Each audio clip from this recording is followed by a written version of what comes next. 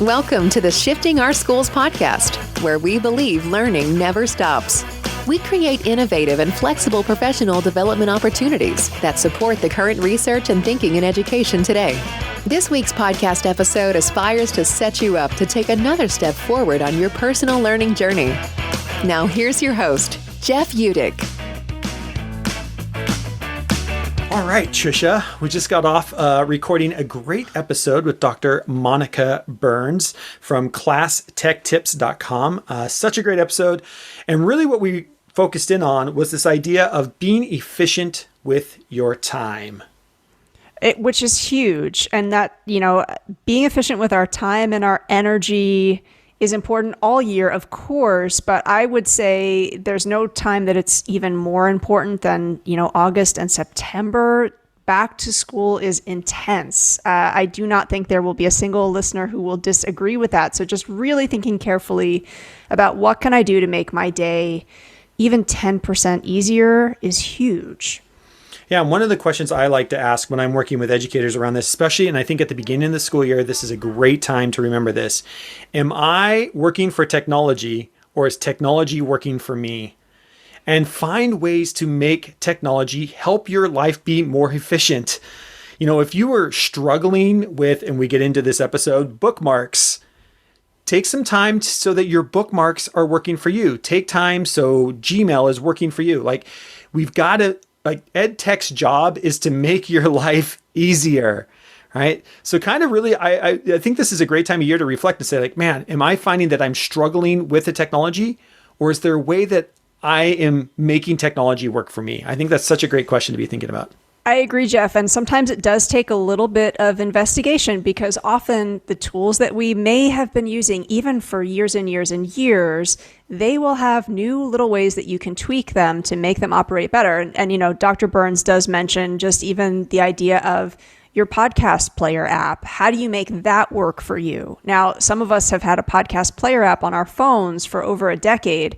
But when is the last time you went in and just checked to see what you could do differently with the settings, right? And again, almost anything that you use in the ed tech sector, if you've been using it for even just, I would say, longer than 2 years, it's got some updates, right? They are trying to improve all the time. But sometimes we do need to do that extra legwork of going in and seeing, how can I tweak this? How can I make this work even slightly better for me? Yeah. And I think this is a great time to mention, we have a bunch of new asynchronous courses coming out that are all around this exact same thing. It's just so great that it lines up with what Dr. Burns has mentioned today in her episode. But we have a course over at shiftingschools.com that is all about Gmail efficiency. If your school district is a Google school district and you've just been using Gmail has changed a lot. So much. And actually, their last update was just September of last year. And so there's a different way to set up your inbox to make your inbox work for you. And so we've got a course on that. We've got a course on just Google Drive. What are some organizational things around Google Drive? Patrick Green, who's the author of the book YouTube in the Classroom, has made a course for us all about being more efficient in using YouTube in your classroom. How do you search YouTube to find the exact video you need for your kids? That's what we're about. And so make sure you head over to shiftingschools.com and look for those resources.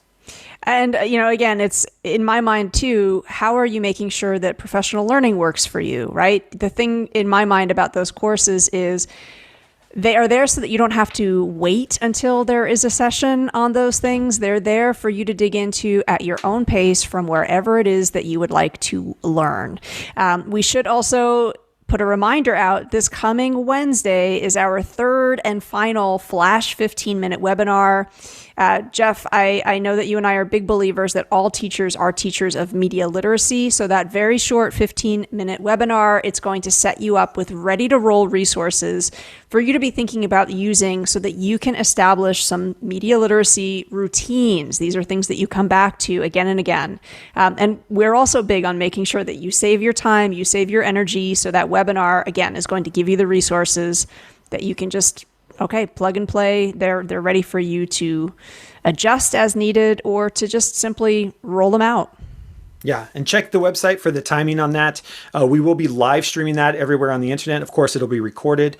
And don't forget to head over to all of our free PDFs that Trisha makes all the time. And of course, she's just released 3 more, as Trisha does. So make sure you're checking out our resource library over there, all those free resources. I don't know, Trisha, how many we have over there now. You've got to be reaching like 70 or so. We're getting close to 70, and listeners, they're all based on your requests. So if you, again, you can contact us from the website, shiftingschools.com, but you can also reach us on social media at Shifting Schools anytime to let us know what else you'd like to see added to that library, and we'll do our best to support. Awesome. And with that, we are so excited to have Dr. Monica Burns as a guest on today's show. She is a curriculum and EdTech consultant, author, and founder of ClassTechTips.com. She works with schools and districts and organizations to provide actionable and engaging professional development. I'm so excited for you as we dig into this idea of efficiency and time-saving tech hacks for educators. And with that, on with the show.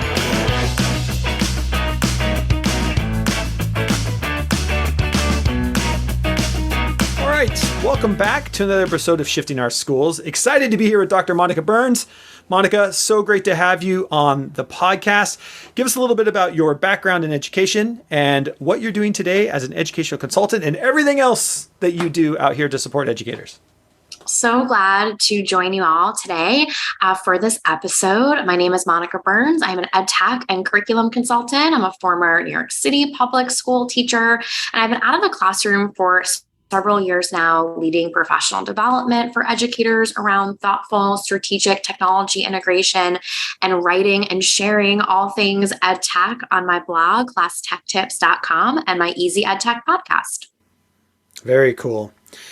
We want to dig into some of the things that you've written and maybe get a little bit like just deeper into some things. So one of the things that really caught our eye is you wrote in an Edutopia post on July 1st, and it was entitled 5 Questions to Help You Make EdTech Decisions. And we'll make sure there's a link to that in the podcast because everybody should go read that. It's such a great article.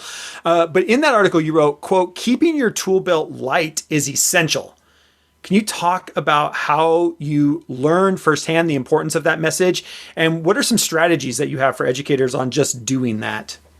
Well, there is so much out there, and I definitely embrace my role as a curator of favorites and share a whole bunch of favorites. But we all know that our tool belts can get heavy if we're filling them up with too many things. We don't know what to reach for. We don't know what to use.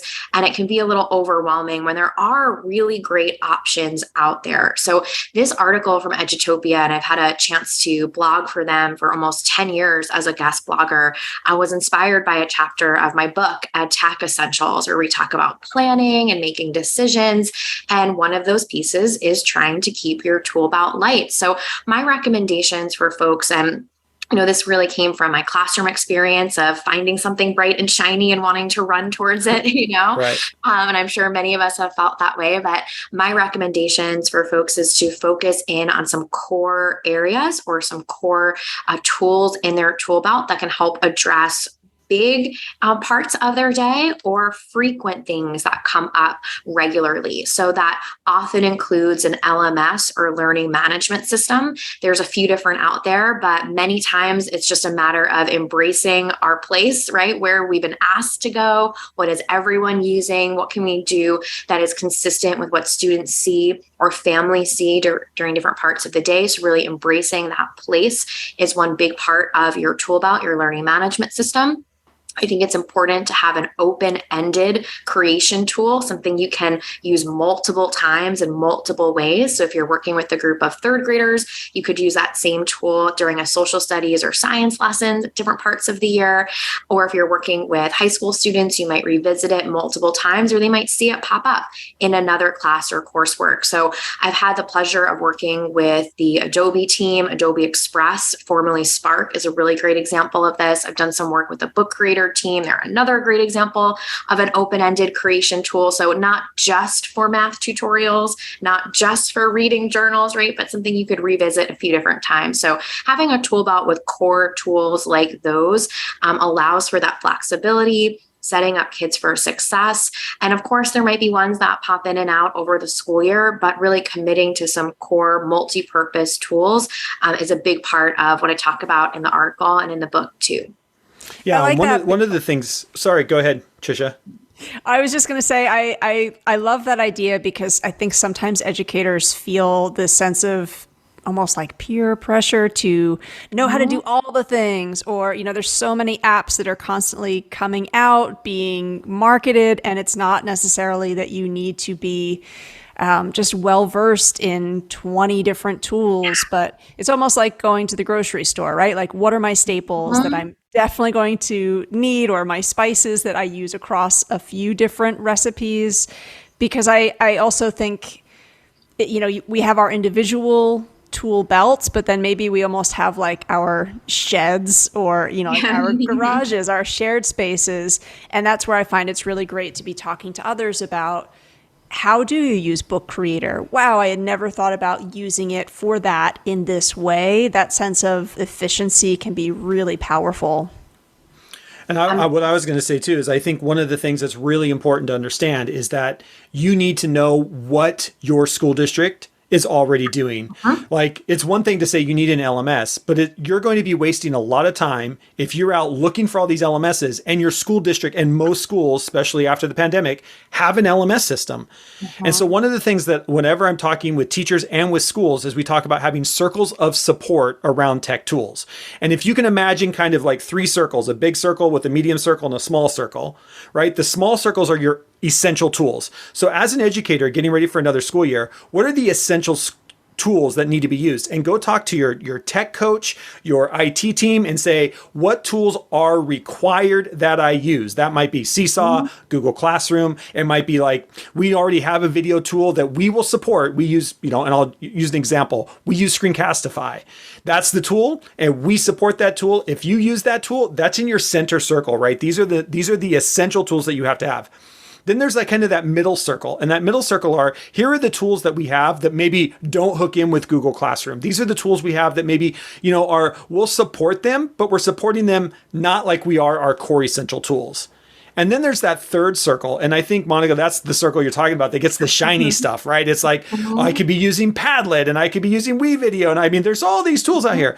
How do you, as an individual teacher, know what your core is, know what your district supports, and then only after you know those two, you go out and find the 1 or 2 tools that maybe fit that gap, right? And say like, oh, our district doesn't have a tool that is a creative tool that I can see going across all platforms. I need to go get something like Flipgrid or whatever, Book Creator or something like that. And trying to just, if you can kind of get there, because one of the things that I think is very frustrating, especially if you're a teacher who is changing districts or you're a brand new teacher into a district, is to come in and be just like, well, I already know Google Classroom, I'm going to stick with Google Classroom, but now you're in a Microsoft district and you end up Microsoft Teams. You're going to get yourself in trouble going down the wrong road and wasting a lot of time. So figure out what those core essentials are, right? I call it circles of support. And I think even as an IT team, if you're an IT director listening to this, do you have a circle of support that you can give to teachers when they come in? A lot of the school districts I work with, that's one of the first things we create is, here's the circle of support. These are the non-negotiables. Here are things that we have subscription services to. And then outside of that, teachers, go, wanderlust it, do what you want. Just know that as a district, if you get in trouble, we're probably not going to be able to support you on that. So. Yeah, there's just so much that's out there and available. And even this morning, I led a webinar for a school district in Florida. Last week, I was in Texas, and I said the same thing, right? We were looking at a dozen or so formative assessment strategies. I said the same thing to both groups. Please do not do all the things, right? Or, please do not do all of these tomorrow, right? These are ideas for you to pick and choose 1 or 2 for your routine. And I usually start off with the same reminder, like, if Monica, can I do this with this tool? Yep, please, right? Stick with it. Or you can do a do now strategy with voice and options for kids with a lot of different tools. And you might have one that's in your tool belt already that you really want to just look at with that new strategy in mind. And again, now that we're talking about saving time, this is a really important, I think, time of the year where in education, we do need to be mindful of our time and energy. It can be I think, a particularly exhausting time to be a teacher, start of the academic year. On a recent episode of your podcast, you went through a variety of tips where educators can be saving time. And you mentioned, I love this tip, that it's really important to think about how we manage our podcast episodes in our podcast app. I do think that definitely like lightens the load, lightens like that, just that little like micro moment of frustration.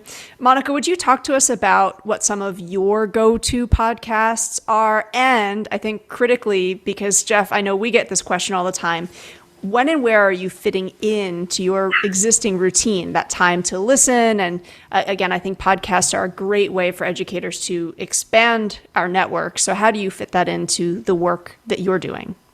Well, I consume a lot of podcasts. I don't remember exactly what my Spotify numbers were at the end of last year, but it was one of those, do I even share this, this amount of minutes with people, right? It's one of my favorite ways to learn and to just hear stories from people. I feel like it's a really powerful medium. And I've been a consumer of podcasts for a long time. I started my podcast in 2019, right? Thinking about that as another medium, right? To connect with people. But, my go-to podcasts are typically in the technology, current events, storytelling space. I'm a big fan of Kara Swisher's podcast. Sway is, I think, coming to an end, but Pivot is one I listen to twice a week. I really love How I Built This and hearing stories from founders of different companies. I think there's so much out there. So part of my routine is that I never have the TV on. Maybe the end of the day, I've got some Netflix on or we're watching a movie or something like that. But there is not that steady background noise, if you will, of a TV on in the house or the office or anything like that. I listen to podcasts like it's the radio. So whether I'm driving, whether it's on speakerphone, whether it's with AirPods in, if there's someone in my space with me on that particular day or morning. So it's definitely part of my regular routine. And, as much as I love a lot of podcasts, there's a few that are the core, right, every week. And then there's others that I'm happy to look at the topic and say, that's great, but not for me. Or maybe I'll download that and listen to it on an airplane when I'm traveling somewhere. It's not really a time sensitive piece. And I definitely clear out anything that's a little too topical or current events focused if I can't get to it right away, because I know that whatever's newest and freshest is probably what I want to dedicate some time listening to. Great. Thank you so much for those recommendations. Yeah, How I Built This with Guy Raz is I love that show as well. Definitely inspirational. Any of our listeners who teach entrepreneurship, it's such a great show. You mentioned that you've been writing for Edutopia for about a decade now, and we actually wanted to go back to a post that I can't believe I'm going to say it's old because it's only 2016, but wow, that was a while ago now. And again, listeners, we'll make sure the link is over there in the show notes. And it was a 2016 post that looked at using EdTech to have better conversations with the parent and caretaker audience. Again, something that teachers will be thinking about this time of the year. And the pandemic certainly accelerated that need for better, clearer conversation and communication. As you reflect back on that post, and as educators are thinking about ways that they might connect differently with families this coming year, is there any advice that you would add on to that post, or any advice that you're saying, this is evergreen wisdom, make sure that you're thinking about this as well? Yeah, well, a lot has happened in 6 years, right, since that post went live. Some of the pieces of the importance of communicating with families, providing ways for them to know what's going on and for them to get back in touch with a classroom teacher in school is definitely still there. But I think one of the things we saw so much over the past few years is that it can get really noisy if we're not committed to one system, right? So this comes back to that idea of embrace your place, right? Where is everyone? Right? If you as a teacher with the best of intentions started using one tool because there wasn't other things happening, well, now there are, in most cases, a more robust commitment at a school and district level for communication. You might have something where you are committing, right, to giving updates on that platform. And that's your commitment as opposed to finding something new, right? We know that if we want this to work, it has to be something that resonates with families. So if they're hearing on 3 different messages of apps for one of their children, let alone multiple children, right? Your best intentions of getting that message in front of them, they're just on overload, right? We really want to remove as many barriers as we can if we're committed to bringing in a communication tool or communication routine. So I would say the biggest shift at this point from that article 6 years ago is that more schools and districts have adopted a system-wide platform, and teachers can take that energy and that commitment and how much they value, right, that communication pathways, and really lean into those tools that are already there or that have that capacity. That's really good advice, because I think if that's not streamlined for families, you're going to get families who just sort of check out, or folks that just feel this unnecessary burden of stress. I worked for a school once where a parent said, just keeping up with the communications from the school is like its own part-time job. And what was interesting was, that school had decided to just do a concentrated effort to get more testimonials from families about what was working, what wasn't working, what they enjoyed. And I kind of almost feel like that recalibration can be really important as well. I'm a high school educator, and what my parent caretaker audience decided at one point was, for the second half of the year, let's really ease off. Like, by this point, my child is a young adult. They should, be able to be bringing some of that key communication points to us. Of course, anything that was super urgent would still go to them, but it was sort of this gradual release of responsibility. So I find, again, that checking in, recalibrating can be really useful too. Mm-hmm. And I think it's one of those things that we saw, that the pandemic really shined a light on, was that schools didn't have a clear system of communication for parents. And I think we saw schools scramble to figure out, like, what is the tool? What is our communication cycle? We had teachers that were, some teachers were, and I'll just use Google Classroom as an example, that were relying just on Google Classroom notifications to do that for them, or they were just relying on, tool X to do that for them. And you had teachers and you had parents who, like, then as a parent, you had to know, like, oh, Miss Burns uses Google Classroom, Miss Freeman uses Remind Me, and Mr. Yu uses a WhatsApp group. And all of a sudden, you as a parent had to try to keep these straight. So by streamlining this, I think that is something that we're seeing come out of this. And as a teacher, know what those systems are, so that you are staying streamlined with everyone else, because there's nothing worse than having 3 kids in the school system and getting three different ways of communication coming at you. That's such a key point. We're getting ready to start a new school year. Teachers are just getting back into buildings. I'm finally getting some email responses of hey, just getting back into the building. We're starting to get into that again. As we start thinking about this new school year and the work that you're doing with inspiring and informing educators, what are some of the conversations that you are having around EdTech? What are some you're feeling or seeing pop up as hot topics right now around EdTech? And then what are some conversations that you hope we found some momentum with, that you're really hoping that we get into this school year? Yeah, I would say the 2 big areas that are coming up a lot in conversations, a lot of the coverage that I have on the blog and podcast, are around intentions and then ease and efficiency. And those are 2 areas that I find we're really circling back to. So I was in Virginia the week before last, working with a group of educators at a regional conference, and we were talking a lot about assessment with the pivoting, right? If we're collecting this information, we're using all these great tools to do this and really hear from everyone. What are we going to do, right, once we have that information, right? There's no point in collecting formative assessment data we're not going to use in some sort of way, right? So let's think about what that pivot or that intention is going to be once we gather that information. So that idea of going beyond, say, accessing resources or being able to access technology to say, what are we now doing with this that is really thoughtful and strategic? That intention piece is definitely one area that a lot of conversations I've had have been around.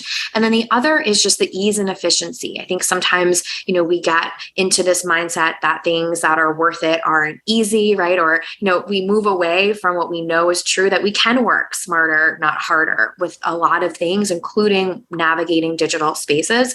And one of the favorite conversations I've had this year was after reading the book Redefining Geek. I spoke with Dr. Cassidy Puckett on my podcast, and one of her 5 habits for kids that I keep bringing up in my conversation with educators is around this idea of efficiencies and shortcuts. And really placing value on these things that we sometimes are dismissive of. Because if I know that I can hit a 2 and a 3 when I'm in Google Calendar and it shifts me from week view to month view, well, that's a whole bunch of, my energy I didn't use, or, add up all those moments over the week, and I can take that, mental energy that I need for a lot of things, right, and place it somewhere else. If I know the quick shortcut to copy and then paste something so it matches the style of my document, right? And I'm not fuddling through and trying to make everything look a certain way and getting frustrated right along the way, right? That's going to really save me some time and energy. So, that's something we can model for students too. And I've seen that come up a little bit more in conversation. So really just embracing the value and making things easier and more efficient. And then thinking about how we can transfer what is truly a technology skill, a navigational skill to students and really model that process for them along the way. I love that because I'm still seeing that as well. And part of the reason why we're creating these courses specifically around Google is we just released a course about being efficient with Gmail, and it's exactly what you're talking about. It's the keyboard shortcuts. It's the knowing how to archive things. It's setting up multiple inboxes so that you can keep yourself, organized. I mean, for better or for worse, most teachers use their email as a to-do list, and not that it's a good thing, but it is what it is. So know how to use it efficiently, right? Save yourself some time, put some learning into that, and save yourself some time. So, and what I appreciate about that though, too, because I know sometimes when we're talking, about this and people will see the shortcut, or they'll see even, like bookmarks, having a really, I love that you use the word intention, having an intentional bookmark space that's really designed for your learning flow. Sometimes I'll walk folks through how to do that. And yes, it's going to take us a little bit of time, a little bit of a time investment to get it set up.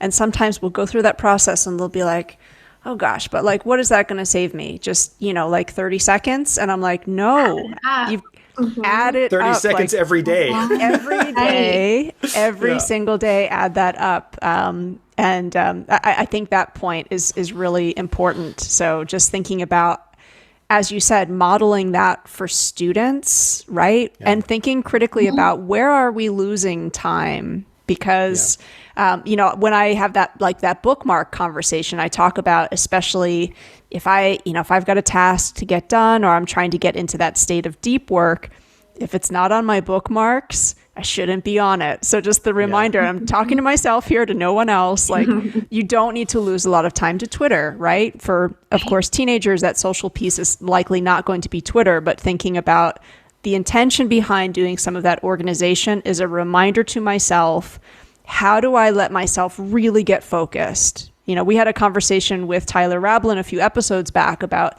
teaching and training for focus.